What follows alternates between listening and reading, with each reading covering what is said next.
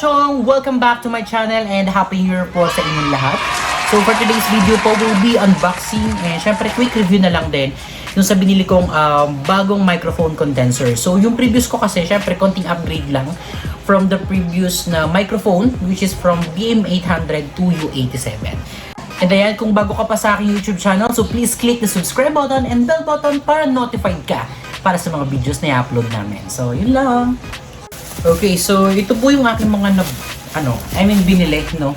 So, ipa-flash down ko dito sa aking screen yung pinakang pangalan ng store na binilhan ko. So, let's try to unbox muna. And within the day din naman yung kanilang delivery, no? So, in-order ko lang siya kaninang alas 12 ng tanghali. So, bubuksan ko na lang siya ng ganito kasi medyo na puro halos naka-tape siya. Binili ko siya kaninang 12 noon. Tapos, dumating na siya, ano bang oras na ngayon? Mga bandang 2. So, nagantay lang kasi ng rider kanina. So, ayan. So, let's start with sound card. So, alam ko yung, sabi nila, yung U87 daw kasi na microphone, medyo pang professional kasi yung itsura niya. So, I think sa palagay ko lang, let's see later on, medyo maganda daw compared sa BM800. Yung BM800 kasi per experience ko so, I'm not sure lang din sa iba. Pero, based on experience kasi, maganda na talaga sa una. Kaya lang, kapag halimbawa kasi medyo tumatagal-tagal na siya, medyo nagtutunog lata talaga. So, kung medyo OC ka sa mga sounds or mga speakers na naririnig mo, basta yung mga sounds, ganyan, yung sounds niya, hindi siya nawawala yung ganda ng quality niya from the time na binili mo siya. Or dahil siguro matagal-tagal na rin yung pinaka BM800. So dami ko sinabi. So let's get started na siya. Okay, so dito meron tayong sound card. So ano mo natin? Tanggalin mo natin sa plastic. So ito yung webcast sound card. So ito yung tinatawag nilang K1. Sabi, itong K1 daw, ito yung pinakamagandang sound card na pwede natin magamit. So let's see. Ito yung K1. Check natin siya later. Ilagay ko muna dito. And then, the next thing naman, syempre, yung nakatape pa siya.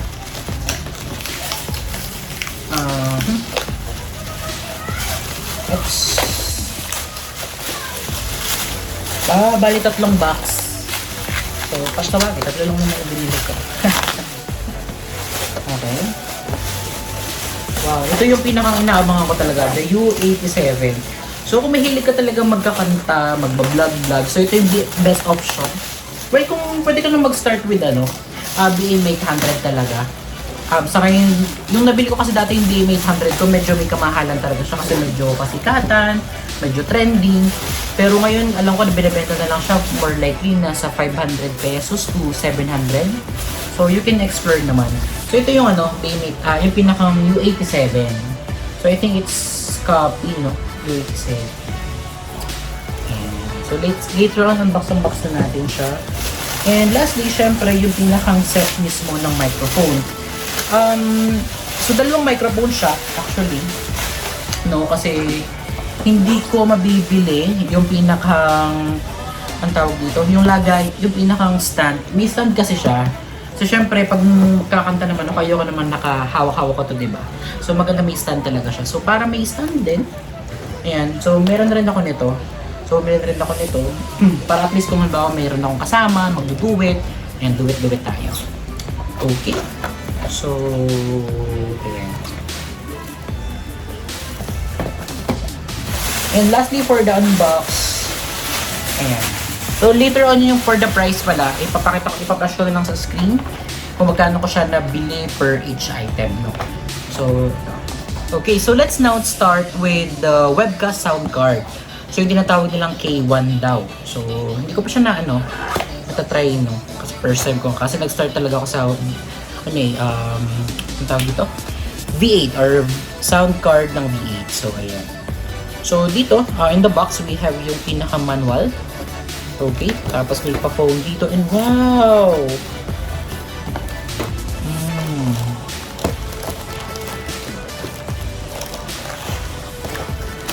So ito yung pinakang sound card niya, guys. Maganda siya. Sabi nila, plug and play na daw to. Well, mukha siyang good quality. Parang ano. Ipo, dyan na yung pindutan. So, paano ba ito ino-on? Ayan, pala may on.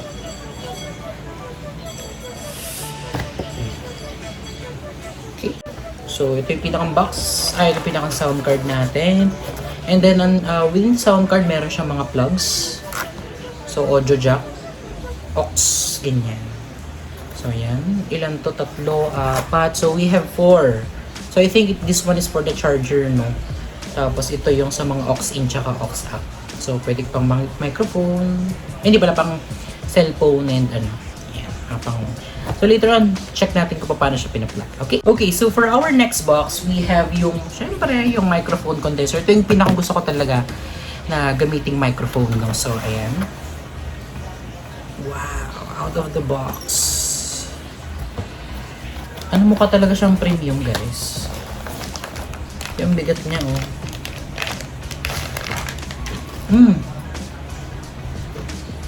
The microphone U87. Guys, mukha siyang premium. Hello, hello, yes.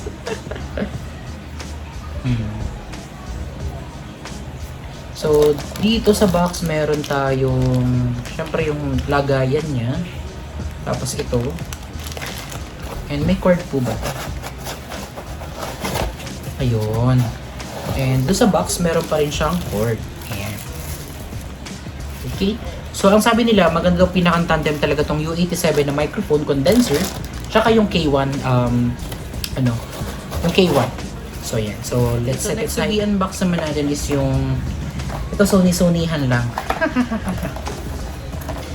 Ayan. So, wala kasi akong headset ngayon na maganda. So, ito daw yung pinakang okay. So, let's see kung mag-work siya ng maayos. Pero gusto ko lang naman syempre, naririnig ko yung boses ko habang kumakanta or nagbo-vlog, diba? Yan. Kung ano may pa-live YouTube tayo, ganyan. So, yung mga pa-live pala. So, yeah, let's see. Okay, so let's set it aside. And lastly, for our last box, ayan. So, ito na yung pinakang professional condenser microphone. So, bakit nga ba dalawang additional microphone yung binili ko? So, yung isa kasi, syempre kung kailangan ko kasi yung stand, hindi kasi ako makakabili ng stand alone, diba? So kailangan ano talaga siya, package siya. So yung package nito, package na siya nung K1 condenser tsaka ito. So ayan. Tapos ang gusto ko talaga yung additional microphone. Yung kanina pinakita ko. Ayan. So let's check. Ay sorry, baliktad. Ayan. Okay. So dito meron tayo yung pinakang ang tawag dito. May sinasabi ko. Kalimutan ko yung, kasi yung hello, yes. May tawag dito, nalimutan ko na. Ayan. Para maganda-ganda yung sounds na, na ibubuga ng iyong, ibubuga mo. Ayan, tapos additional dito sa unboxing is meron tayong manual. Okay, so next naman natin, may foam, and in the box, we have the microphone. Well, mukha siya maganda, guys. So, dalawa-dalawang microphone. So, kung halimbawa kakanta tayo, ayan, may BM800 din siya. Pero unlike nung nabili ko nung una, medyo mukha siya kasing lata. I mean, yung una ko nabili. Kasi ito mukha siyang maganda. Tapos, next in the box, we have ito. Cable wires. And then, yung pinakang foam. Para pag kumanta ka, yan. And then, meron tayo yung pinakang actual na stand. Ito siya. Yung stand. And then, yung pinakang lagay ng microphone natin. Tapos, ito, additional lagay din ng microphone to para dito. And lastly, yung wing. Yan, yung pinakang pangkapit. So, pag ito ang nilagay mo stand mo sa pinakang dito siya nakakagat siya.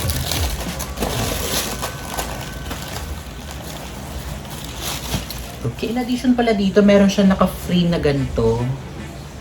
So, ayan. So, let's see. Yes. Okay.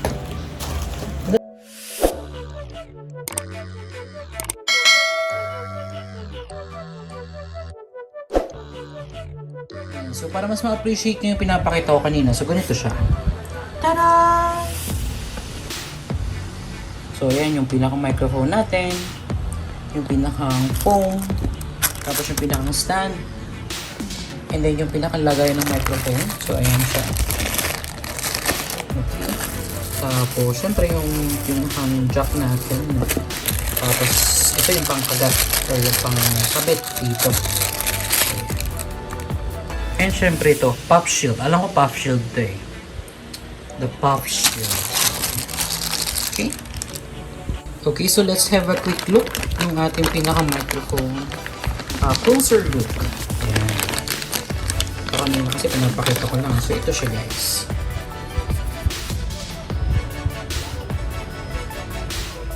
Maganda yung microphone. Good quality niya. And U87.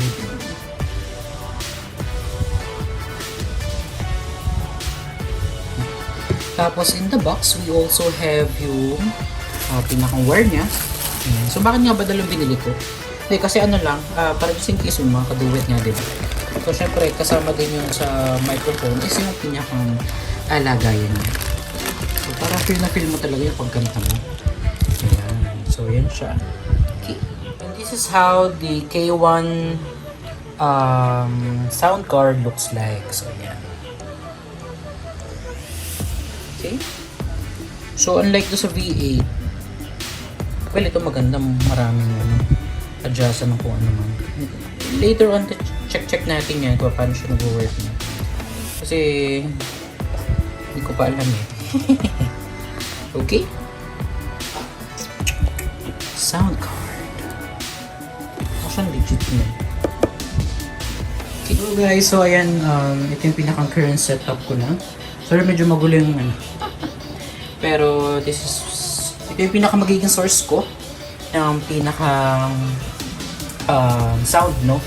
So dito sa pinakang sound card natin, syempre marami dito nakasaksak. Yung pinakang later on papakita natin siya kung paano siya nag-work, no? So ito naman, ito yung pinakang microphone ko. Guys, ang ganda ng sounds niya. Medyo na-try ko na siya. And then dito sa pinakang tawag dito, ring light. So dito hindi ko gagamitin ring light, pero ang gagamitin ko dyan, syempre, kung magre-record ako ng kanta, tapos naka-video ako, so yan. Okay, tapos dito nakasaksak yung aking ano. Yan. Okay. Medyo nagamay-gamay ko na lang dito. Yan. Tapos kung papansin nyo guys, ito yung pinaka ano.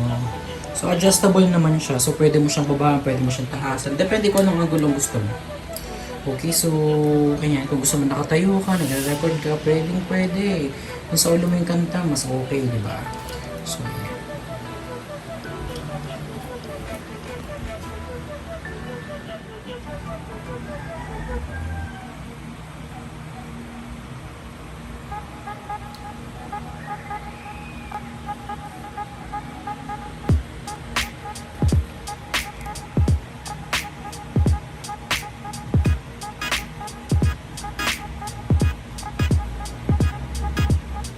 Okay guys, so ito yung pinakang boses natin.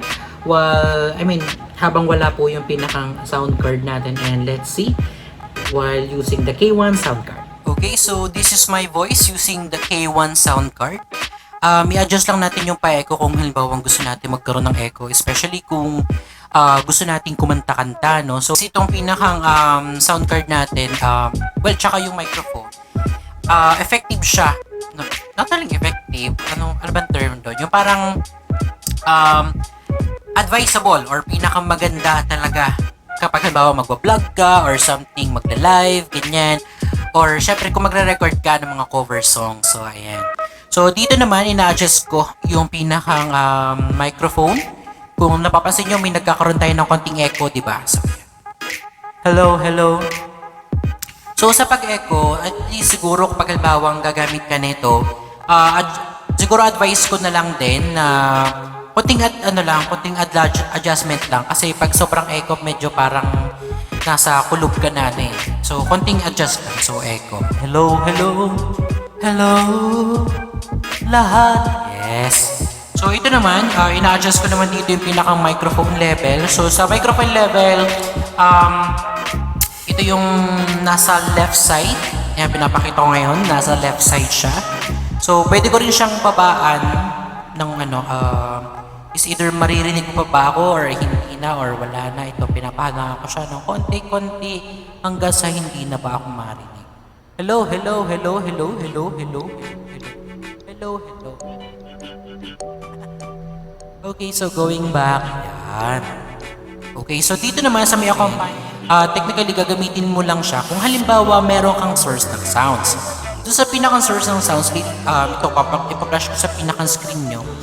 Siyempre, dapat two things kasi yung paggagamitan. I mean, pagkukuhanan niya ng pinaka mga sounds. Especially, kung halimbawa may laptop ka, basta anything na may audio jack, pwede naman siya.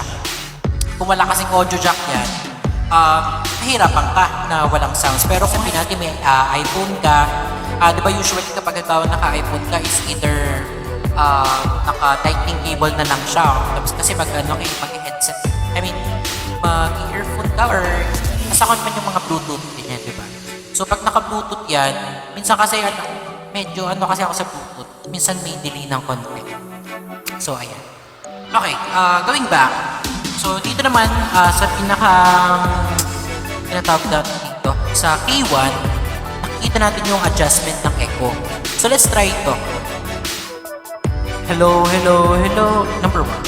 Hello, hello, hello. Okay, so for the additional add-on, so medyo mababa ko lang yan. Hello, hello, hello, hello. Okay, so for the additional add-ons, so ito yung mga maririnig ninyo. So we have yung thank you. Thank you very much. Okay, so next is the spice. Astonish.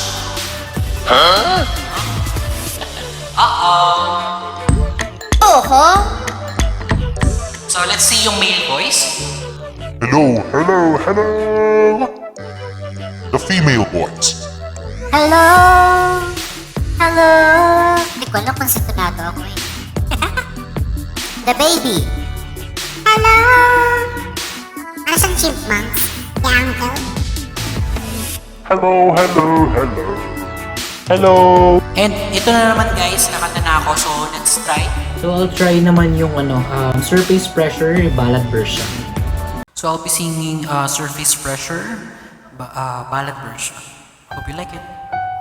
Pressure like a drip, drip, drip down, never stop. Whoa. Pressure like a tip, tip, tip till it just go up. Oh, oh, oh, oh. Give it to your sister's older. Give her only everything we can shoulder. Who am I if I can run with the ball? If I fall to pressure like a grip, grip, grip, and I won't let go. Whoa. Pressure like a tick, tick, tick till it's ready to blow. Oh, oh, oh, oh. Give it to your sister stronger. See if she can hang on a little longer. Who am I if I can carry it all? If I falter. A few moments later. Okay, so ayan nga, dumako naman tayo din sa mga pricing po ng ating pinakang items, no. So, number 1 itong U87 condenser microphone. Nabili ko siya sa halagang 1,500 pesos. Well, ang price niya is 1,500 pesos. More likely yung mga nagti-TikTok, mga nag-YouTube, ito yung mga nakikita ko rin kasi, so medyo nainggit lang din ako. Pero ayun, to give the price, it's 1,500. And ang inclusion niya, again, syempre itong pinakang lagayan niya, tapos itong pinakang microphone natin, and then yung pinakang kable or yung jack. Ayan. Okay? So, next naman natin, about the price naman ng ating K1 sound card pala, sorry. Okay, for the K1 sound card, so ito po siya. So, nabili ko siya kasi set naman to. Ito daw talaga yung the best. Well, let's see, no, kung gaano katagal. Pero sabi nga nila, ito yung pinakang latest ngayon at pinakang one of the best, solid, na pwedeng gamitin natin ngayong mga recording, magre-record tayo. So, nabili ko siya. Well, kung bibili mo siya ng ano yung pucho-pucho? Ano ba yun?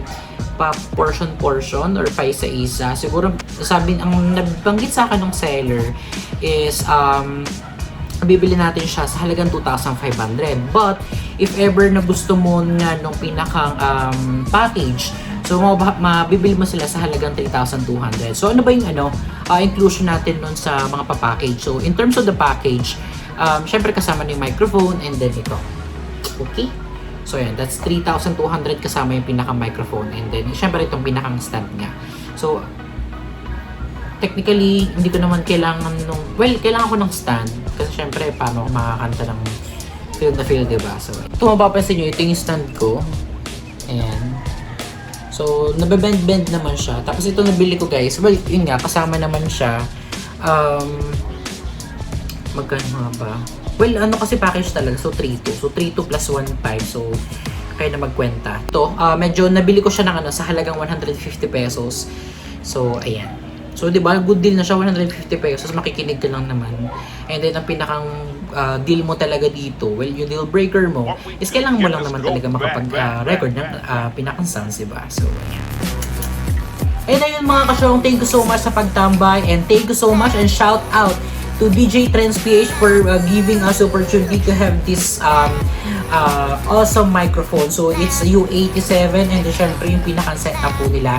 So guys, I really recommend their shop kasi ang ganda-ganda. Una-una, I mean legit sila. They are legit, and then if ever na may gusto kayong gusto nyo, I mean you are an aspiring vlogger or a singer, I would really recommend na to visit their page. So ito siya. Okay, and then hanapin nyo lang po, syempre tanongin nyo lang kayo, mag-inquire kayo, and then, diba? Ang ganda-ganda guys ng sounds. Pag pinakinggan nyo talaga yung sounds, is really, really good. It's for you naman to adjust, diba? So, ayun. Thank you so much, DJ Trends PH. And, okay guys, yun lang. Thank you so much, and bye-bye!